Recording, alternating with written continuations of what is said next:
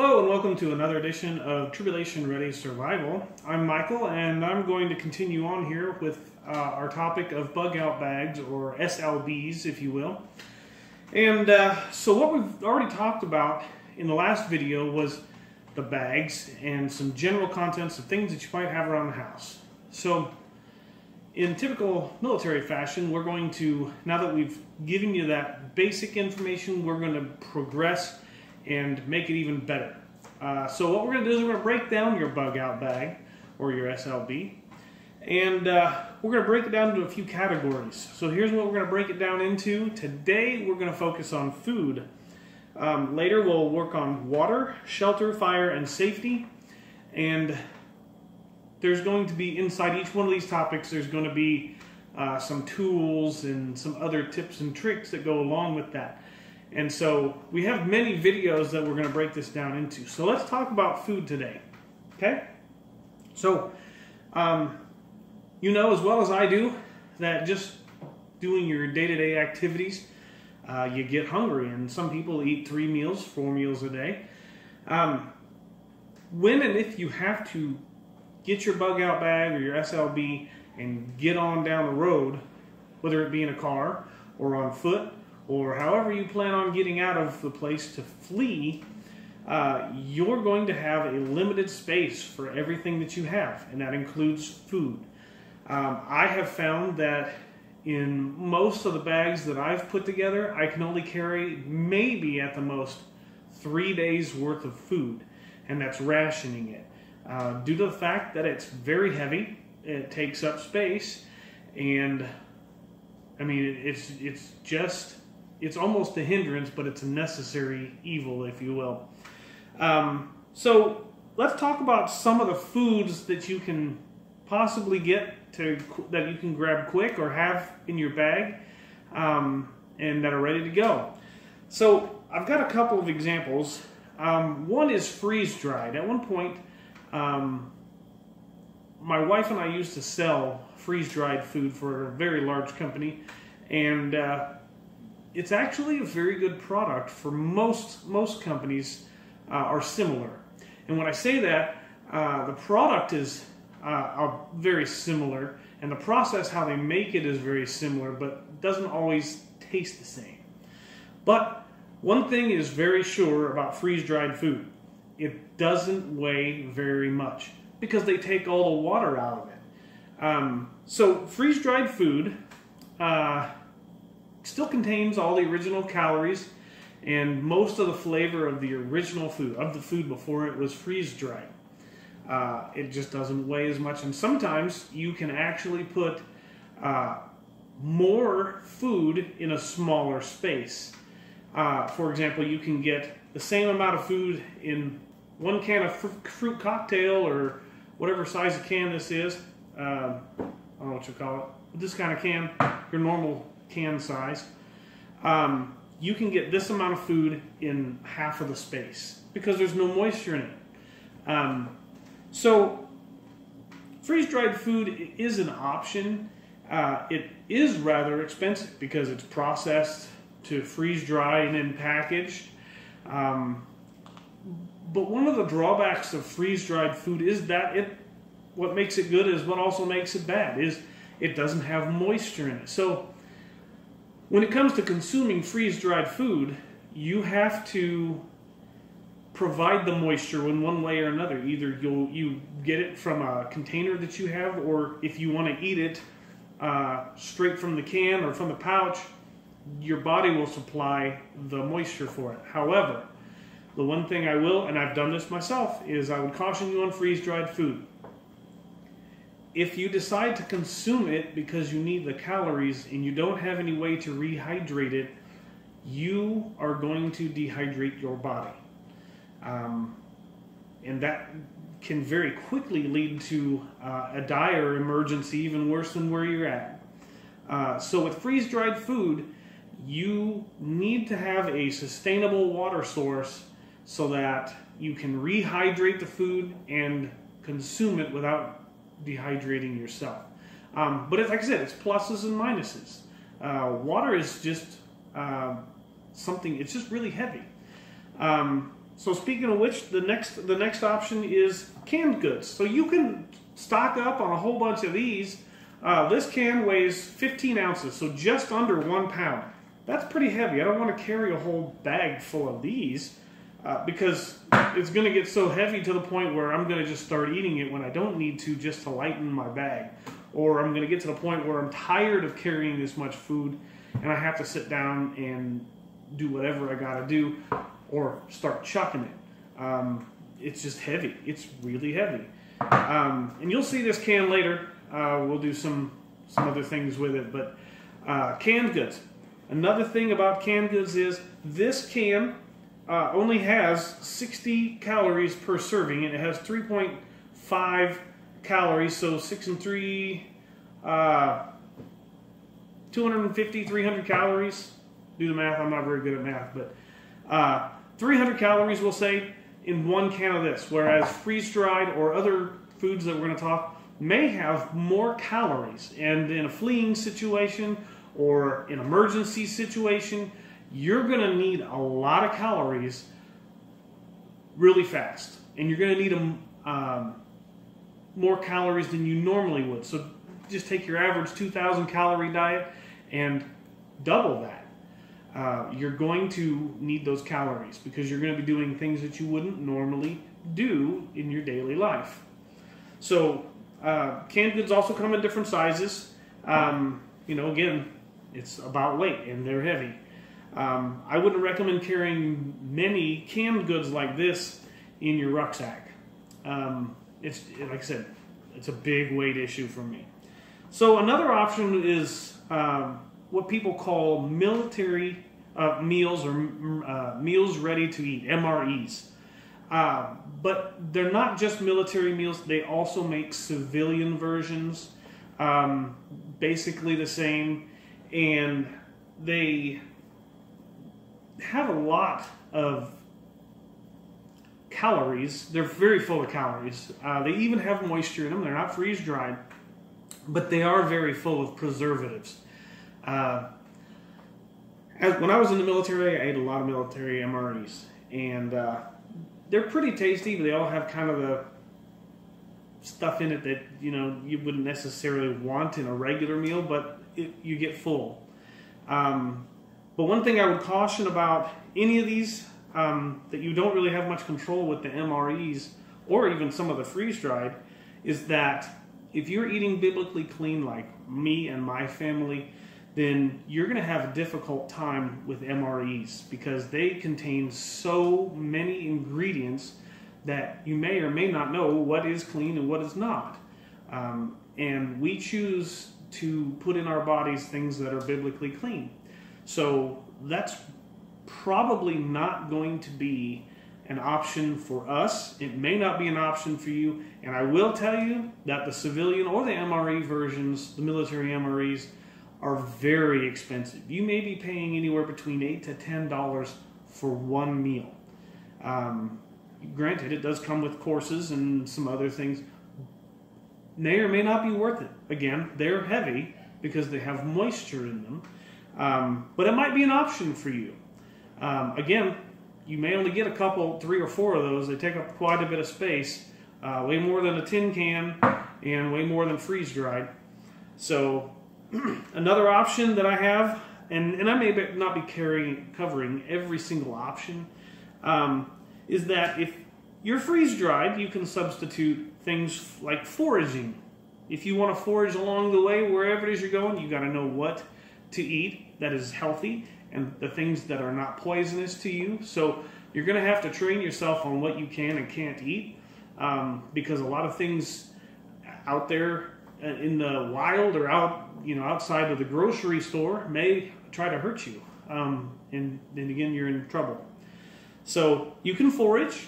You may try to do things like hunting or fishing. I have people who I've talked to about how they plan on fleeing, and a lot of people, a common answer is, I'm just going to retreat to the woods.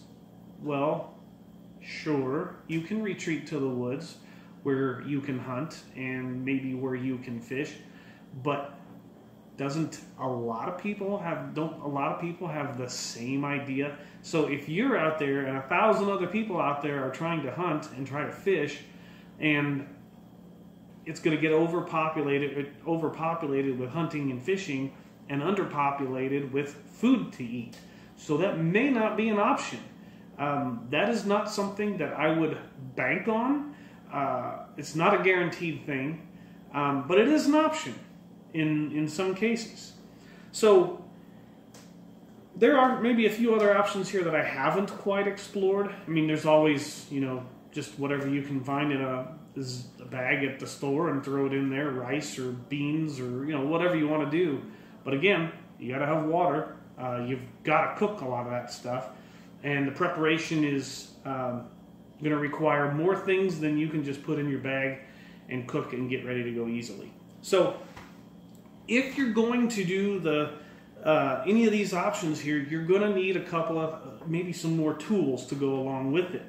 So, for example, if I'm going to hunt and fish, I'm not going to go out there with my bare hands and start grabbing fish out of the water. I'll never get anything to eat.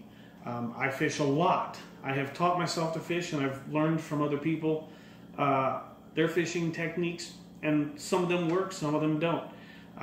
There have been days where I've fished for 8-10 hours and not caught one fish. And it's pretty disappointing if you're out there in a survival situation and you don't catch any fish. You cannot guarantee on that. However, if you do a couple of things at the same time, your chances of getting food increase. So I would recommend taking some things and putting them in your bug out bag, some tools. A spool of fishing line. You can get different weights, different sizes. This is the average size of a spool of fishing line. Doesn't weigh anything.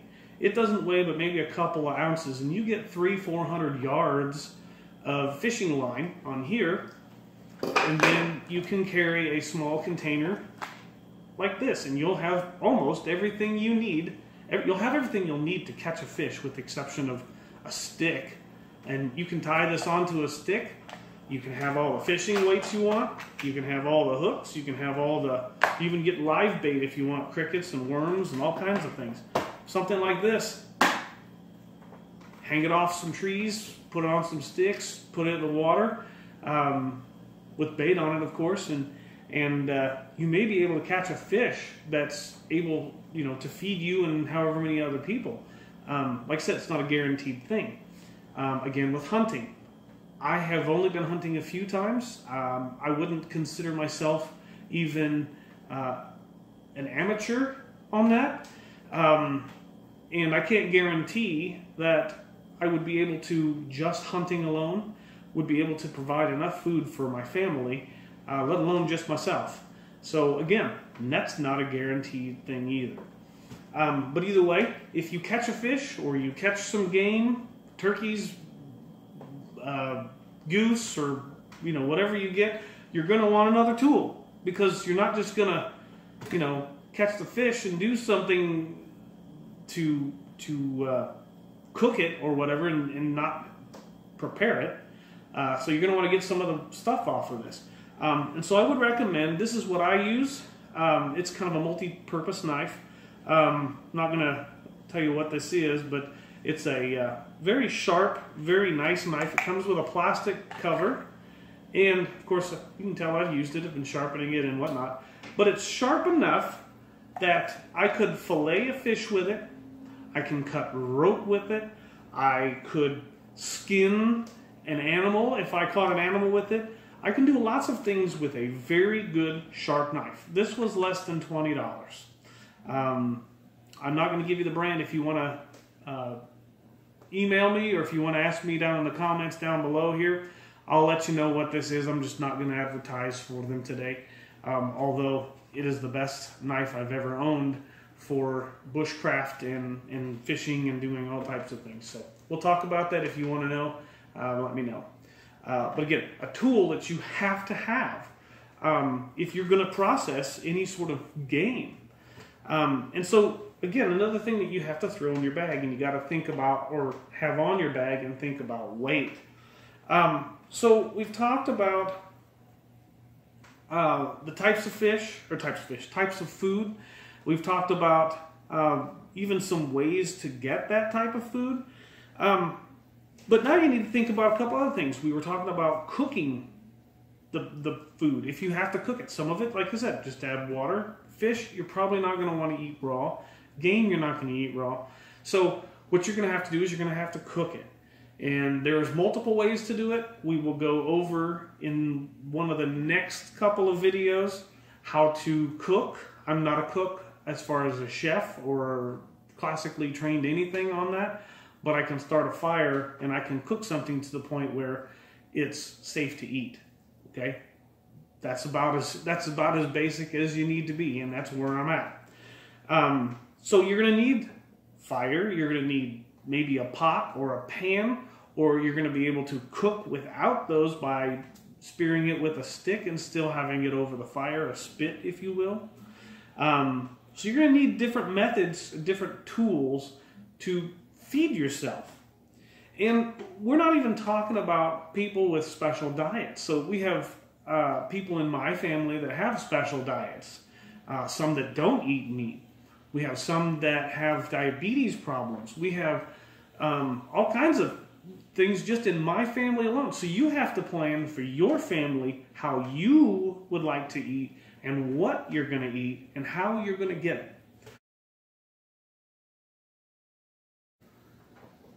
Okay, welcome back. And so we are finishing up what we were talking about, food in your bug out bag or SLB.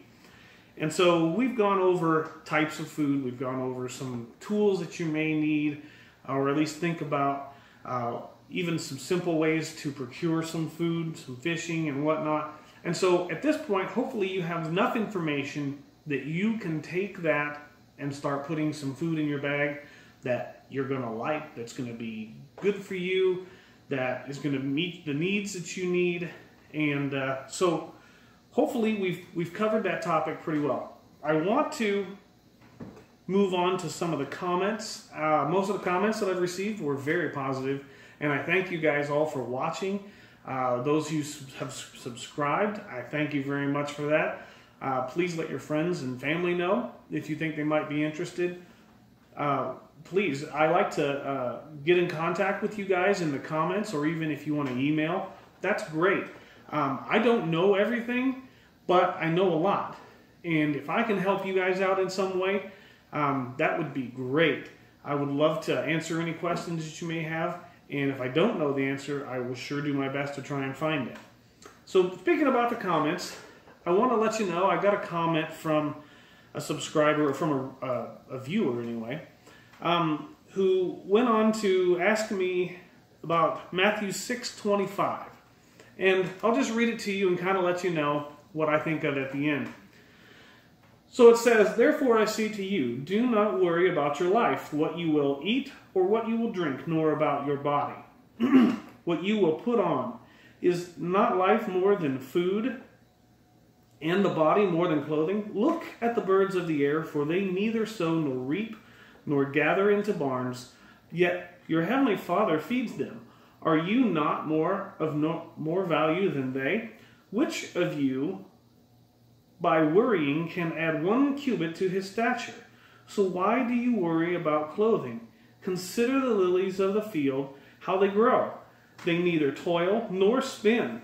And yet I say to you that even Solomon in all his glory was not arrayed like one of these.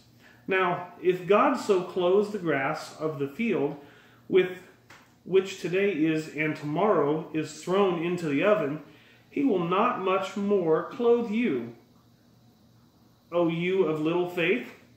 Therefore do not worry, saying, what shall we eat, or what shall we drink, or what shall we wear? For after all these things the Gentiles seek. For your heavenly Father knows that you need all these things. But seek first the kingdom of God and his righteousness, and all these things shall be added to you.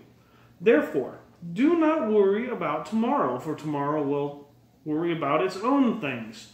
Sufficient for the day is its own trouble." Now, this is the New King James Version that I was reading out of it. And I prayed about it, and I also read this multiple times trying to figure out what they were saying. And in my opinion, my humble opinion, I believe that it's not saying that you shouldn't prepare. I think that God is allowing you, before an emergency happens, before it's time to flee, to get yourself prepared so you won't have to worry about some of these things, at least not immediately. God is definitely going to be the one that's in control. God is definitely going to provide for you in the way that He wants to provide for you. And preparing, if He has provided enough for you to go to the grocery store, enough for you to go and get your groceries, not your groceries, but your clothing, then you can also do the same thing with getting a bag ready to go when it's time to flee. I'm sure I'm not going to be able to carry a month's worth of food in my bag, and I'm going to have to rely on God. But I'm also relying on God to allow me to prepare for that day. So that's my answer. That is what I understand. That's my understanding. If you disagree with that, we can have a conversation. But I would consider, or I would ask you to consider what is written here, to pray about it and test it. Because my understanding may not be your understanding. So, with that being said, I wanted to tell you one more thing about the B.O.Bs or SLBs. Anytime that you have to pick up your B.O.B and walk out the door, it is an absolute serious moment. It is a serious moment in which you have to make a lot of decisions. And if you walk out that door, you may not be coming back to the same place that it was when you left, if you even come back at all. So understand that I'm taking this serious. I hope that you're taking it serious. And my goal is to get you to a point, and can get myself. I mean, I know a few things I'm lacking in a few areas too. But to get myself and you to a place where we have that taken care of, and it's not something that we have to worry about when it happens.